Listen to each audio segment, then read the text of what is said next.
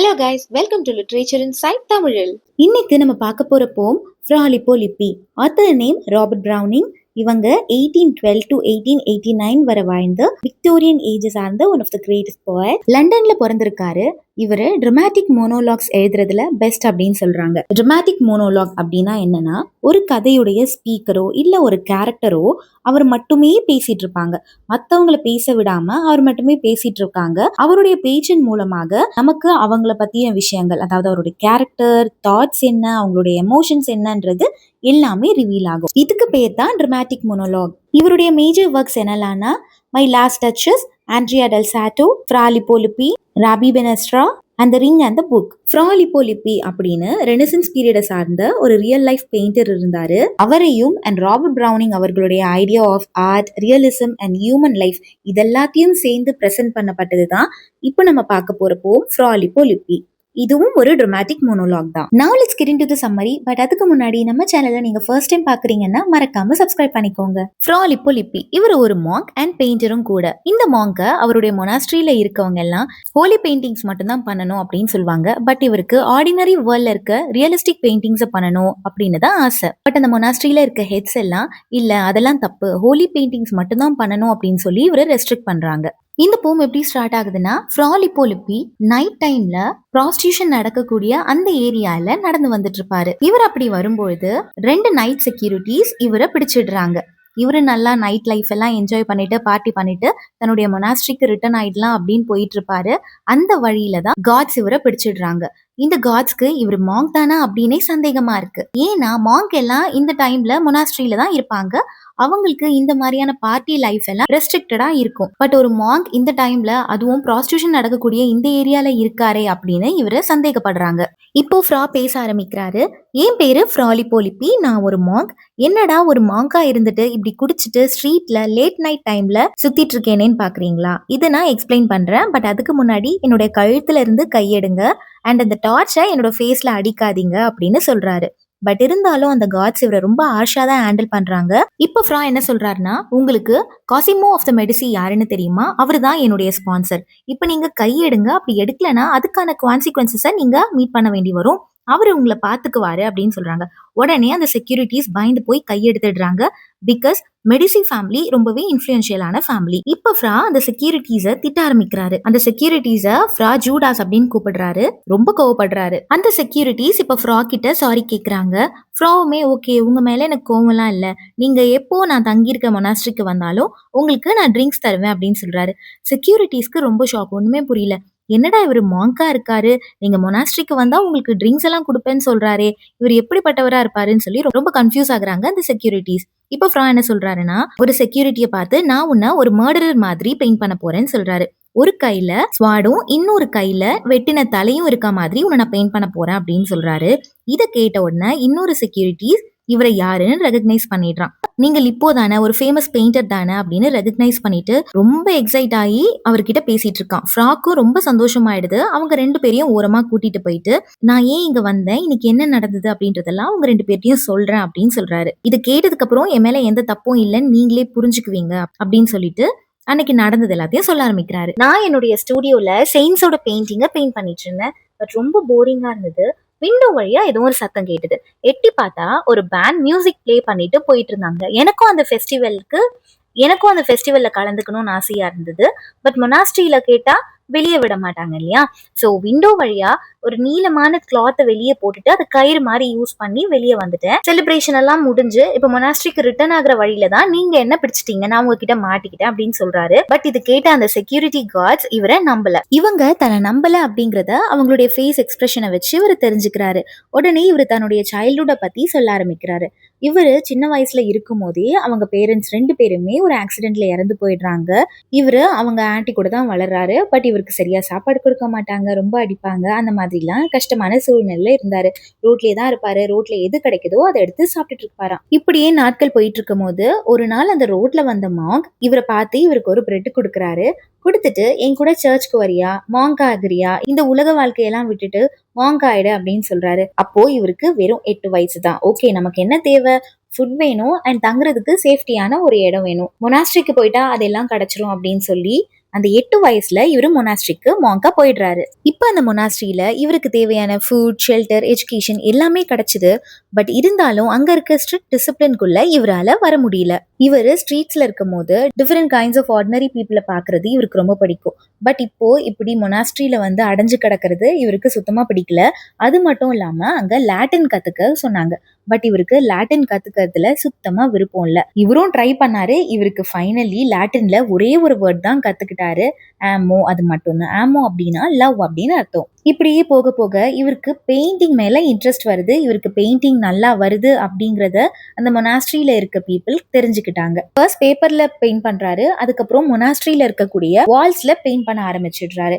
இத பார்த்த அங்க இருக்கக்கூடிய ப்ரீஸ்ட், இது என்ன வேர்ல்ட்லி பிக்சரா இருக்கே, ரிலீஜியஸ் பெயிண்டிங்கா இல்லையேன்னு கோவப்படுறாரு. பட் அதுக்கப்புறம் இந்த பையனுக்கு நல்லா பெயிண்டிங் வருது, ஆர்ட் கிளாஸ்ல ஜாயின் பண்ணி விட்டுட்டா சர்ச்சஸ்ல ரிலீஜியஸ் பெயிண்டிங் பண்றதுக்கு யூஸ் ஆகும் அப்படின்னு சொல்லி ஆர்ட் கிளாஸ்லயும் சேர்த்து விட்டுடுறாங்க. பட் இவருக்கு அந்த ரிலீஜியஸ் பெயிண்டிங்கை டிரா பண்றதுல சுத்தமா இன்ட்ரெஸ்ட் இல்ல. வேரேஸ் யங் லேடிஸ், மர்டர் சீன்ஸ், அப்படிப்பட்ட ரியலிஸ்டிக் பெயிண்டிங்ஸை பெயிண்ட் பண்றதுல தான் இவருக்கு இன்ட்ரெஸ்ட் இருக்கு. அப்புறம் இவர் என்ன பண்றாருன்னா, ரிலீஜியஸ் பெயிண்டிங்ல வர கேரக்டர்ஸ்க்கு நார்மல் ஹியூமன் பீயிங்ஸோட ஃபீச்சர்ஸை வச்சு வரைகிறாரு. இதை பார்த்து அந்த மொனாஸ்ட்ரியில இருந்தவங்களுக்கு அந்த பெயிண்டிங் டெவில் ஒர்க் மாதிரி இருக்கு. ஒரு நாள் அந்த மொனாஸ்ட்ரியோட ப்ரீஸ் ஃப்ராக் கிட்ட, நீ ரிலீஜியஸ் விஷயங்களை தான் பெயிண்ட் பண்ணணும், உன்னுடைய பெயிண்டிங் மற்றவங்களுடைய சோலை டச் பண்ற மாதிரி இருக்கணும், மற்ற காரியங்களெல்லாம் நீ பெயிண்ட் பண்ணாத, நீ ஒரு நல்ல ரிலீஜியஸ் பெயிண்டரா வரணும் அப்படின்னு அட்வைஸ் பண்ணிட்டு இருக்காரு. அந்த சமயம் அவருடைய பெயிண்டிங்ஸ் எல்லாம் பார்த்துட்டு இருக்கும் போது அவர் வரைஞ்சு வச்ச ஒரு செமி நியூடிட்டி பெயிண்டிங் இவர் கையில கிடைக்குது. ஒரு மொனாஸ்ட்ரியில இப்படிப்பட்ட ஒரு பெயிண்டிங்கான்னு கோவப்பட்டு அவருடைய பெயிண்டிங் எல்லாத்தையும் தூக்கி போட்டுற சொல்றாரு. அதை பார்க்கும்போது ஃப்ராக் ரொம்ப கஷ்டமா இருக்கு. தான் கஷ்டப்பட்டு வரைஞ்ச பெயிண்டிங் எல்லாம் அப்படி நாசம் பண்றாங்களே அப்படின்னு சொல்லி. இவர் என்ன நினைக்கிறாருன்னா, பாடியும் சோலும் வேற வேற கிடையாது, ஒருத்தவங்களுடைய பியூட்டியை வச்சுதான் அவங்க எப்படிப்பட்டவங்க அப்படின்றத அவங்க ஃபேஸ்ல தெரியும் அப்படின்னு சொல்றாரு. இப்போ அகத்தின் அழகு முகத்தில் தெரியும் அந்த மாதிரி சொல்றாங்க இல்லையா. ஸோ அதை தான் இவரும் இங்க சொல்றாரு. ஃபேஸை பார்த்து சோல் எப்படிப்பட்டது அப்படின்னு தெரிஞ்சுக்கலாம் அப்படின்னு சொல்றாரு. அதுக்கப்புறம் ரொம்ப கோவப்பட்டு அந்த ப்ரீஸ் கிட்ட, நீங்க எனக்கு 8 வயசு இருக்கும் போது என்னுடைய சூழ்நிலையை பயன்படுத்தி ஒரு மாங்கா என்னை ஆக்கிட்டீங்க. அதனால என்னுடைய ஆசைகளை நான் கட்டுப்படுத்திக்கிட்டேன். நிறைய விஷயங்களை நான் சாக்ரிஃபைஸுமே பண்ணியிருக்கேன். பட் இப்போ இந்த பெயிண்டிங்ல என்னோட டெசிஷனை நான் மாத்திக்க முடியாது. எனக்கு பிடிச்ச மாதிரி தான் நான் பெயிண்ட் பண்ணுவேன் அப்படின்னு சொல்லிடுறாரு. அதுக்கப்புறம் காசிமோ மெடிசி அப்படிங்கிற ஒரு பெரிய இன்ஃப்ளூயன்ஸான ஒருத்தருடைய ஸ்பான்சரையும் இவருக்கு கிடைக்கிற மாதிரி ஃப்ரெண்ட் பிடிச்சிக்கிறாரு. இப்படியே நாட்கள் போது அந்த மொனாஸ்ட்ரியில இருக்கிறவங்க எல்லாம், நீ பிரதர் ஆஞ்சலிகோ மாதிரியோ இல்ல பிரதர் லொரன்சோ மாதிரியோ ஒரு பெரிய ரிலீஜியஸ் பெயிண்டரா வரமாட்ட அப்படின்னு அவரை டிஸ்கரேஜ் பண்றாங்க. பட் இவரும் அந்த அட்வைஸ் எல்லாத்தையும் இக்னோர் பண்ணிடுறாரு. பட் சம்டைம் அந்த மாங்க்ஸுக்கு எல்லாம் பிடிச்ச மாதிரி அவங்களுடைய லைஃப் ஸ்டைலையுமே லீட் பண்ணுவாரு. இதே மாதிரி ரொம்ப கன்ஃபியூஸ்டான மனநிலைமையில தான் இவர் இருப்பாரு. அடுத்ததா ஃப்ரா இந்த செக்யூரிட்டி கார்ட்ஸ் கிட்ட, நான் பெயிண்டிங்கை நினைச்சு மட்டும் புலம்பல, இந்த பெயிண்டிங் மாதிரி தான் என்னுடைய லைஃபுமே, நானுமே ஃபீலிங்ஸை எக்ஸ்பிரஸ் பண்ண முடியாம இருக்கேன். நான் விருப்பமே இல்லாம மாங்கான, பட் எனக்கு ஒரு ஆர்டினரி மேன் மாதிரி ஒரு ரியலிஸ்டிக் லைஃப்பை லீட் பண்ணணும்னு தான் ஆசை. உமன் ஆகட்டும், ட்ரிங்க் ஆகட்டும், எல்லா விஷயத்தையும் நான் எக்ஸ்பீரியன்ஸ் பண்ணணும்னு ஆசை அப்படின்னு சொல்றாரு. தன்னுடைய லைஃப் எப்படி இருக்கு அப்படின்னு ஒரு எக்ஸாம்பிளா ஒரு கதையை சொல்றாரு. தன்னுடைய லைஃபை மில் ஹார்ஸ் கூட கம்பேர் பண்றாரு. அந்த காலத்துலலாம் தண்ணி இறைக்கிறதுக்கு அண்ட் மாவு அரைக்கிறதுக்கெல்லாம் குதிரையை கட்டி தான் ஓட விட்டு அப்படிதான் அரைப்பாங்களாம். அந்த மில் ஓனர் ஹார்ஸ் கிட்ட, நீ பில்லை சாப்பிடாத, அது நல்லது கிடையாது, வைக்கோல் சாப்பிட, அதுதான் நல்லா இருக்கும் அப்படின்னு சொல்வாரா. பட் இந்த ஹார்ஸ்க்கு பில் சாப்பிட தான் பிடிக்குமா. அது அவருக்கு தெரியாம பில்லை தான் சாப்பிடுமா. ஏன்னா அந்த ஹார்ஸ்க்கு பில்லு தான் பிடிச்சிருக்கு. அதே மாதிரி தான் அந்த மொனாஸ்ட்ரியில இருக்க பீப்புள் ஃப்ரா கிட்ட, நீ ஆஃப்டர் லைஃப்ல தான் கான்சென்ட்ரேட் பண்ணணும், இங்க இருக்க இந்த வேர்ல்ட்லி பிளஷர் எல்லாம் விட்டுடு, ஆர்டினரி லைஃப் உனக்கு தேவையில்லை அப்படின்னு சொல்றாங்களா. பட் இவருக்கு இந்த வேர்ல்ட்லி பிளஷர், இந்த ஆர்டினரி லைஃப் தான் வேணும் அப்படின்னு நினைக்கிறாரு. அப்புறம் ஒரு விஷயம் சொல்றாரு. என்னன்னா, காட் மென் அண்ட் உமன் 2 பேரையும் கிரியேட் பண்ணியிருக்காரு. இந்த 2 பேரும் சேர்ந்து வாழணும் அப்படின்னு சொல்லியிருக்காரு. அதை தான் சர்ச்லயுமே சொல்றாங்க, மென் அண்ட் உமன் சேர்ந்து வாழணும்னு. பட் அதே மொனாஸ்ட்ரி தான் வேர்ல்ட்லி பிளஷர் எல்லாம் வேண்டாம், விட்டுடுங்க அப்படின்னு சொல்றாங்க. இது எந்த விதத்தில் நியாயம் அப்படின்னு கேட்கிறாரு. இப்போ செக்ஷன் 2, இதுல இவரு தனக்கு ரியலிஸ்டிக் ஆர்ட் ஏன் இவ்வளோ பிடிச்சிருக்கு அப்படிங்கிறத எக்ஸ்பிளைன் பண்றாரு. ஒரு மாங்கா தான் இருந்துக்கிட்டு இப்படியெல்லாம் பேசும்போது அவருக்கே எப்படி தோணுதுன்னா, ஒரு பீஸ்டா இருப்பாரோ அப்படின்னு தோணுதான். ஒரு பையனை இவருக்கு ரொம்ப பிடிக்குமா, தெரிஞ்ச பையனா. அந்த பையனை இவர் ஹல்கிங் டாம் அப்படின்னு கூப்பிடுறாரு. அவனுமே ஒரு மாங்க் தானா. அவனுக்கும் இவர் மாதிரி ரியலிஸ்டிக் பெயிண்ட் பண்றதுதான் ரொம்ப பிடிக்குமா.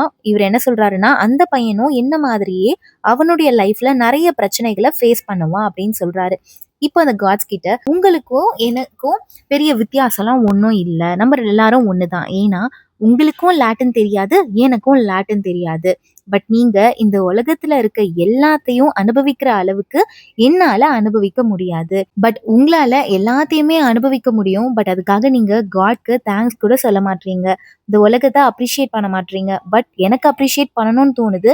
பட் இந்த உலகத்துல இருக்க விஷயங்களை என்னால அனுபவிக்க முடியல அப்படின்னு சொல்றாரு. ஒரு விஷயம் ரிலீஜியஸா இல்ல அப்படிங்கிற ஒரே காரணத்துக்காக அதை இக்னோர் பண்றது நியாயம் இல்லை அப்படின்னு சொல்றாரு. இப்போ கடவுள் உலகத்தை படைச்சிட்டாரு, அது ரொம்ப அழகா இருக்கு, அது நம்ம கண்ணால பாக்குறோம், ரசிக்கிறோம், ஓகே. பட் அதை ஏன் நம்ம பெயிண்ட் பண்ணணும் அப்படின்னு கேட்டீங்கன்னா, இப்போ ஃபார் எக்ஸாம்பிள் ஒரு அழகான உமன் இருக்காங்கன்னு வச்சுக்கோங்க. அவங்களோட அழகை எப்படி ரெப்ளிகேட் பண்ணுவீங்க?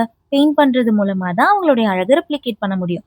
அண்ட் இப்போ ஒருத்தவங்களுக்கு ஃபேஸ் நல்லா இல்லை, அவங்கள அழகா ஆக்கணும்னா அதுவும் பெயிண்டிங்கால மட்டும்தான் முடியும் அப்படின்னு சொல்றாரு. இப்போ வேணா அந்த மாதிரிலாம் பண்றதுக்கு ஏஐ எடிட்ஸ் இருக்கு, நிறைய ஆப்ஸ் இருக்கு. பட் அப்போலாம் பெயிண்டிங் மூலயமா தான் இந்த மாதிரிலாம் பண்ண முடியும். அப்புறம் என்ன சொல்றாரு, இப்போ நிறைய பேர் பெயிண்டிங்ல நிறைய டெவலப்மெண்ட் கொண்டு வராங்க. ரெனசன்ஸ் ஆர்ட் டெவலப்மெண்ட்டை பார்க்க நான் உயிரோட இருக்க மாட்டேன் அப்படிங்கிறது மட்டும்தான் எனக்கு கஷ்டமா இருக்குன்னு சொல்றாரு. இந்த மொனாஸ்ட்ரி பீப்புள் என்ன சொல்றாங்கன்னா, பெயிண்டிங் அப்படிங்கிற ஒண்ண மக்கள் பார்த்தாங்கன்னா அவங்களுக்கு அந்த பெயிண்டிங் கடவுளை ஞாபகப்படுத்தணும், கடவுள் நம்பிக்கை வரணும் அப்படின்னு சொல்றாங்க. பட் ரியலிஸ்டிக் பெயிண்டிங் எல்லாம் பார்த்தா அது ரிலீஜியனை ஞாபகப்படுத்தாது அப்படின்னு மொனாஸ்ட்ரி பீப்புள் எல்லாம் சொல்றாங்களாம். பட் ஃப்ரா என்ன சொல்றாருன்னா, இவரு சென்ட் லாரன்ஸ் சர்ச்ல ஒரு பெயிண்டிங் வரைஞ்சாராம். அது அங்க இருக்க அத்தாரிட்டி பீப்புளுக்கு ஏதா மாதிரி இருந்துதான் அவங்களுக்கு பிடிச்சிருந்தா. பட் அந்த பெயிண்டிங் அங்க வர மக்களுக்கு புரியவே இல்லை. அந்த பெயிண்டிங் புரியல அப்படிங்கிறதுக்காக அந்த மக்கள் எல்லாம் சர்ச்சுக்கு வராம இல்லை, வந்துட்டு தான் இருக்காங்க. ஸோ இதுல இருந்து இவர் என்ன சொல்ல வராரு, பெயிண்டிங் ஒருத்தருடைய ஃபெய்த்தை குறையவும் செய்யாது, அதிகரிக்கவும் செய்யாது அப்படின்னு சொல்றாரு. இப்போ செக்ஷன் 3ல அந்த காட்ஸ் கிட்ட இவரோட பிளானை பத்தி சொல்றாரு. நைட் ஃபுல்லா அந்த காட்ஸ் கிட்ட இவரோட லைஃப் அண்ட் சர்ச் பத்தி எல்லாம் புலம்பிட்டு இப்போ அவருக்கு பயம் வருது. ஐயோ உங்ககிட்ட சர்ச்சை பத்தி தப்பா பேசிட்டோமோ, இதனால ஏதாவது ப்ராப்ளம் வந்துருமோ அப்படின்னு பயந்துட்டு, நான் சொன்னதெல்லாம் மனசுல வச்சுக்காதீங்க, ஏதாவது தப்பா இருந்தா மன்னிச்சிடுங்கன்னு சொல்றாரு. எனக்கும் சர்ச்சுக்கும் ப்ராப்ளம் இருக்கதான் செய்யுது. பட் இப்போ நான் ஒரு ரிலீஜியஸ் பெயிண்ட் பண்ணிட்டு இருக்கேன். அந்த பெயிண்டிங் முடிஞ்சாச்சு அப்படின்னா கண்டிப்பா எனக்கும் சர்ச்சுக்கும் இருக்க ப்ராப்ளம் சால்வ் ஆயிடும் அப்படின்னு சொல்றாரு. அது என்ன பெயிண்டிங்னா, அதுல எல்லா ஹோலி ஃபிகர்ஸையும் ஒன்னா இருக்க மாதிரி வரைய போறாராம்.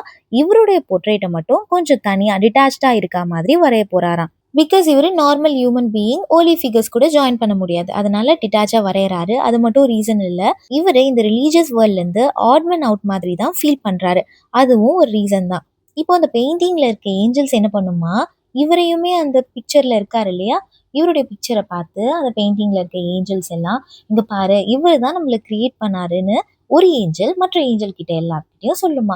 ஸோ இவரை சுத்தி ஃபுல்லா ஏஞ்சல்ஸோட விங்ஸா இவரை சுத்தி கொச்ச கொச்ச கொச்சன்னு இருப்பாங்களாம். உடனே இவருக்கு அந்த ஏஞ்சல்ஸ் எல்லாரும் கூடயும் ஹாப்பியா இருக்க மாதிரி ஃபீல் ஆகுது. அப்புறம் அந்த கற்பனை முடிஞ்சிடுது. இவர் என்ன நினைச்சுக்கிறாருன்னா, ரியல் லைஃப்ல தான் நம்மள சந்தோஷமா இருக்க விட மாட்டேங்கிறாங்க, கற்பனையில கூட நம்மள இப்படி டிஸ்டர்ப் பண்றாங்களே அப்படின்னு நினைச்சுக்கிட்டு அந்த காட்ஸ் கிட்ட, நான் அந்த பெயிண்டிங்கை கண்டிப்பா வரைஞ்சு முடிக்க தான் போறேன், பட் அது வரைஞ்சு முடிக்க 6 months ஆகும்னு சொல்றாரு.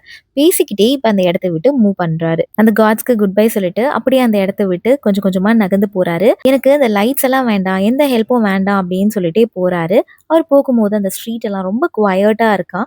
சன் ரைஸ் ஆக ஆரம்பிக்குது. இதோட இந்த போம் முடியுது. இந்த போம் 1855ல மென் அண்ட் உமன் அப்படிங்கிற ஒரு பொயட்ரி கலெக்ஷன்ல பப்ளிஷ் ஆயிருக்கு. உங்களுக்கு இந்த வீடியோ யூஸ்ஃபுல்லா இருந்ததுன்னா லைக் பண்ணிட்டு சப்ஸ்கிரைப் பண்ணிக்கோங்க. உங்க ஃப்ரெண்ட்ஸ்க்கும் நம்ம சேனலை சஜஸ்ட் பண்ணுங்க. அடுத்து இந்த டாபிக்ல வீடியோ போலான்னு காமெண்ட் பண்ணுங்க. தேங்க்யூ ஃபார் வாட்சிங்.